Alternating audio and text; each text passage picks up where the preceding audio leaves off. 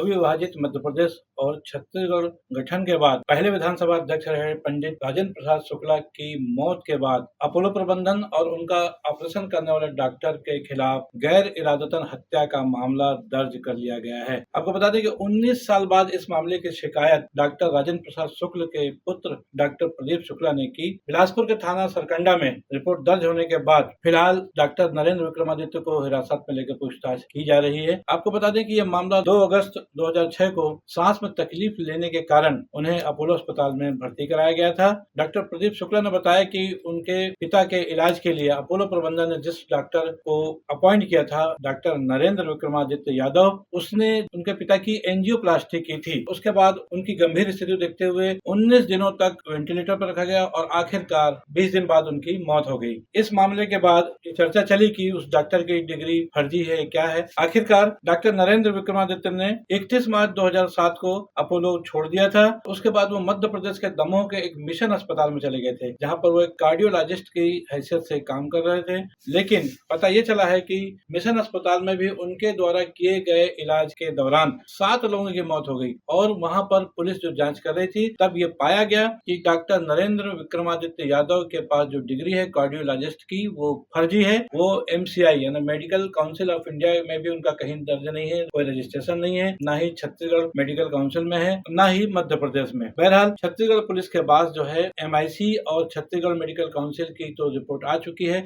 उन्हें सिर्फ मध्य प्रदेश के दमोह की पुलिस जांच का इंतजार है। अभी तक जो जानकारी मिल रही है वो यही है कि डॉक्टर नरेंद्र विक्रमादित्य यादव ने कार्डियोलॉजिस्ट की जो डिग्री बनाई थी वो फर्जी है और उसमें उन्होंने फर्जी दस्तावेज और फर्जी हस्ताक्षर का इस्तेमाल किया था। पुलिस ने इस मामले में अपोलो प्रबंधन को भी इसलिए जिम्मेदार ठहराया है कि उन्होंने बिना दस्तावेजों का सत्यापन किए उक्त डॉक्टर को एंजियोप्लास्टी जैसे महत्वपूर्ण काम को करने का मौका दिया। कहीं न कहीं अपोलो प्रबंधन की घोर लापरवाही भी है। डॉक्टर प्रदीप शुक्ला, जो कि डॉक्टर राजेंद्र प्रसाद शुक्ला के पुत्र हैं, उन्होंने इसे अपोलो प्रबंधन की गंभीर लापरवाही का आरोप लगाते हुए अपने पिता की मौत के लिए उनको भी जिम्मेदार ठहराया है। बहरहाल आइए देखते हैं कि सरकंडा थाना से संबंधित जो CSP है वहाँ पर सिद्धार्थ बघेल ने इस मामले में क्या जानकारी दी है। थाना सरकंडा अंतर्गत अपोलो हॉस्पिटल के विरुद्ध 18 दिन उनका जो हार्ट सर्जरी की गई थी डॉक्टर नरेंद्र विक्रमादित्य यादव के द्वारा अपोलो अस्पताल में, के पास जो सर्टिफिकेट्स थे वो फर्जी थे और ये मेडिकल काउंसिल ऑफ इंडिया में रजिस्टर्ड भी नहीं थे। जल्द ही हम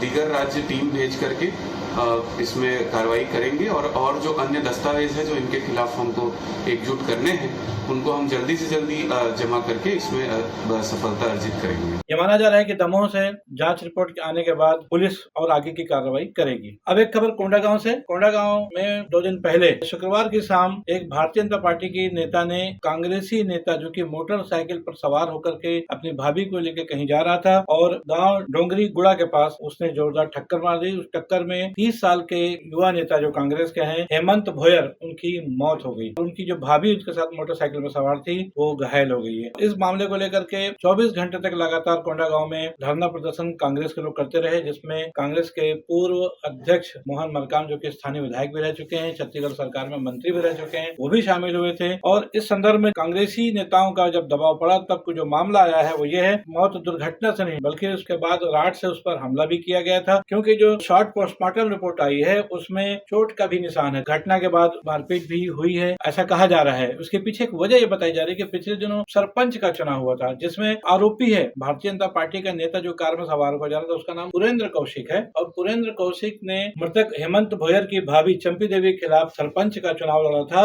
मुलबुला गांव से, और उसमें पुरेंद्र कौशिक की हार हो गई थी। तब उसने हेमंत भोयर को धमकी दी थी देख लेने की, और उसके बाद ये घटना हुई। इसलिए कांग्रेस के नेताओं ने लगातार जमकर प्रदर्शन किया, यहाँ तक कि मृतक हेमंत भोयर के शव को जिला अस्पताल और वहाँ के जो नेशनल हाईवे है उसके सामने रखकर घंटों चक्का जाम किया। और आखिरकार कांग्रेसी नेताओं के दबाव में भी कहा जाए, क्योंकि जबरदस्त प्रदर्शन का उनका आरोप था कि सीधे सीधे यह हत्या का मामला है, कार एक्सीडेंट नहीं है, क्योंकि जो शॉर्ट PM रिपोर्ट आई है उसमें राड से हमला होने का भी प्रमाण मिल रहा है। बहरहाल आरोपी पुरेंद्र कौशिक को फिलहाल पुलिस ने गिरफ्तार कर लिया है और उसके बाद कांग्रेसियों ने प्रदर्शन था उसको रोक दिया है। पुलिस आगे की कार्रवाई कर रही है। आइए अब चलते हैं दूसरी खबर की ओर। ये खबर है भाटापारा की। भाटापारा के कांग्रेसी विधायक इंद्र साव के पीएसओ डिगेश्वर गागड़ा ने बीती शाम अपने सरकारी आवास की छत पर चढ़कर गोली मारकर आत्महत्या कर ली। डिगेश्वर गागड़ा जो है विधायक इंद्र साव की सुरक्षा में तैनात था और 1 महीना पहले ही उसने लव मैरिज की थी। आत्महत्या का कारण फिलहाल स्पष्ट तो नहीं है, लेकिन ये माना जा रहा है कि कोई न कोई पारिवारिक कारण ऐसा रहा होगा जिसकी वजह से इतनी बड़ी घटना हुई है। बहरहाल पुलिस हर एंगल से इस मामले की जांच कर रही है। छत्तीसगढ़ शासन ने पुलिस विभाग में एक बहुत बड़ी सर्जरी की है। कल शाम को जारी एक आदेश के तहत 20 आईपीएस अफसरों का ट्रांसफर कर दिया गया है, जिसमें से 5 आईजी, 1 डीआईजी, 1 आईजी समेत कुल 9 जिलों के पुलिस अधीक्षक शामिल हैं। खबर ये भी है कि सरगुजा और राजनांदगांव रेंज के पुलिस महानिरीक्षक बदल दिए गए हैं। इनमें दीपक झा को सरगुजा और अभिषेक सांडिल को राजनांदगांव रेंज का नया पुलिस महानिरीक्षक बनाया गया है। आपको बता दें कि गृह विभाग के द्वारा जारी आदेश के मुताबिक राजेश अग्रवाल को सरगुजा जिले का नया पुलिस अधीक्षक बनाया गया है। वहीं विजय अग्रवाल को दुर्ग का नया एसपी अपॉइंट किया गया है। इसके अलावा भावना गुप्ता को बलौदाबाजार एसपी, सूरज सिंह को धमतरी एसपी,